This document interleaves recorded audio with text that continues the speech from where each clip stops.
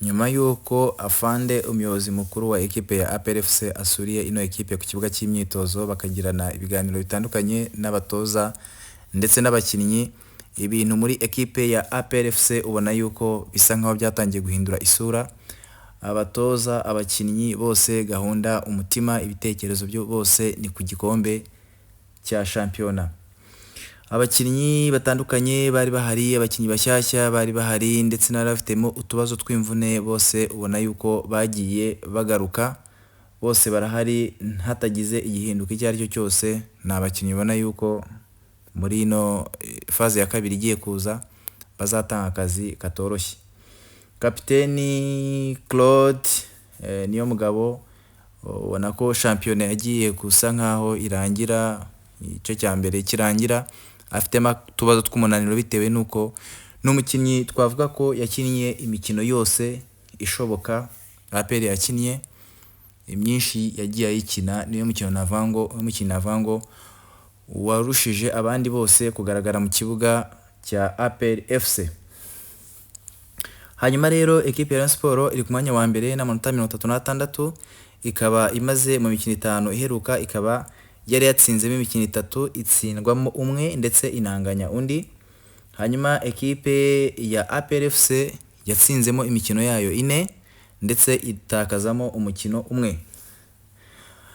No kuvuga ngo turebye inyuma hepfo gatoya ku mwanya wa nyuma, tureba ama ekipe 3 ya nyuma ahera ku rutonde rwa shampiyona y'igihugu. Ekipe ya Kiyovu Sport biragaragara yuko ni ekipe ishobora kumanuka ikajya mu cyiciro cya kabiri.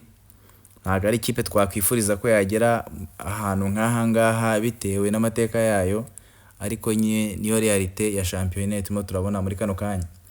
Ikipe ya Vision iri ku mwanya wa 15, ubwo urumva nayo irabanziriza Kiyovu. Hakaza ikipe ya Rwamagana nayo ubona ko nayo iri mu mazi abira. Hanyuma ekipe ya APR FC shampiyona iratangira, umukino wa mbere nkuko nari mbivuze uzaba ku tariki 8 z'ukwezi kwa kabiri, izahita ikina n'ikipe ya Kiyovu Sport.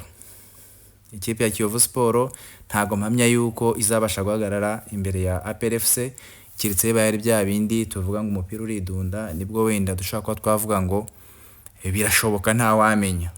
Ni mu gihe ku mukino uzaba ukurikiraho ekipe ya APR FC izakinamo na AS Kigali, ndetse uzakurikiraho wa gatatu izabikinamo na Mukura Victory Sport. Hanyuma ku mukino wa kane izaba ikina na ekipe ya Police FC. Hanyuma ekipe ya Rayon Sport izaba nayo ku itariki 15 z'ukwezi kwa kabiri, izaba ikina na Kiyovu Sport. N'ubundi ikipe ubona yuko bitazayorohera kuba yagira yava ku mwanya iriho, nkuko nari mbivuze haruguru. Ubona ko ikipe ya Kiyovu Sport hatagize ikintu na kimwe gihinduka yakwisanga iri mu cyiciro cya kabiri. Hanyuma umukino izakurikizaho ekipe ya Rayon Sport izakurikiza Amagaju. Nyuma yaho izakira ikipe ya Gasogi. Ikipe ya Gasogi niva kwa Gasogi izagira gute, izajya kwa Gasogi ni izajyayo ndibaza, yes. Hanyuma izahita ijya gukina n'ikipe ya Police FC.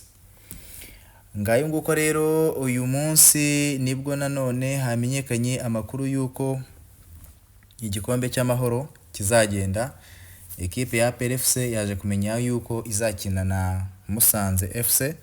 No mukino uzabahuza, no mukino twavuga ko utazaba ari umukino woroshye, no mukino uzaba ukomeyemo.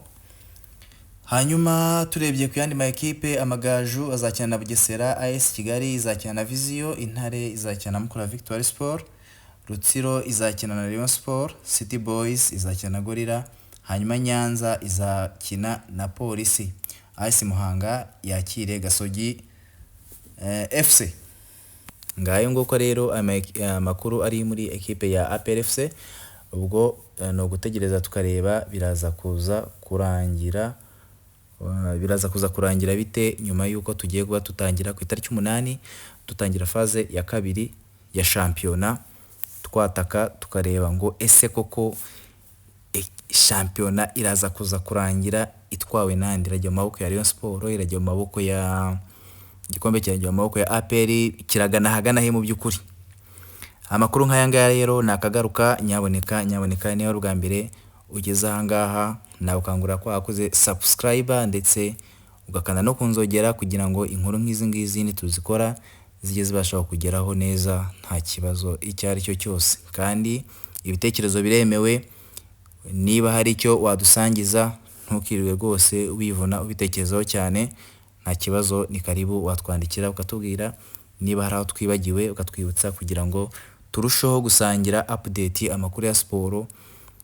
Murabizi neza yuko amakuru ni umuti. Reka dutagereze rero turebe ese koko nyuma y'abakinnyi APR bashije kwinjiza uyu munsi mu ikipe ya APR FC bizarangira bite? Se koko APR izagerageza guhagarara imbere ya Rayon Sport n'andi ma ekipe kugira ngo ibashe kwihesha icyubahiro tware igikombe cya shampiyona nk'uko isanzwe ibigenza mu bihe bitandukanye nk'uko twagiye tubibona.